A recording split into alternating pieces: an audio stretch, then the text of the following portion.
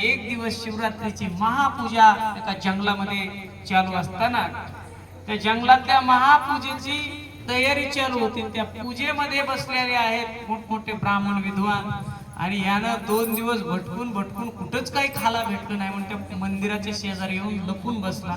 सारे झोपतील तेव्हा उठावून काहीतरी फळ फूल खावं या उद्देशानं सारे जण तर झोपले आणि हा उठला आणि खाण्यासाठी तिथं गेला। इतक्यामध्ये तिथला दिवा विझला आणि दिवा विझल्यामुळं कुठं काय खायला हे समजत नव्हतं, नैवेद्य कोणता आहे, प्रसाद होता आहे, म्हणून त्याने काय केलं, आपलं शर्ट फाडलं, त्याची वात तयार केली आणि त्या दिव्यामध्ये ज्योत तयार करून त्याचा दिवा लावला।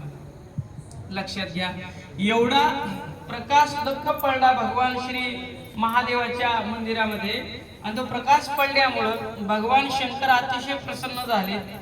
परंतु याच्या प्रसाद खात असताना पायाने आरती पालती झाली, दुसरे भांडे वाजले, आवाज झाला आणि त्या लोकांनी चोर चोर म्हणून धरलं। घाबरलेला मुलगा माराय गेले आणि त्या मारण्याच्या नादात तो मरून गेला।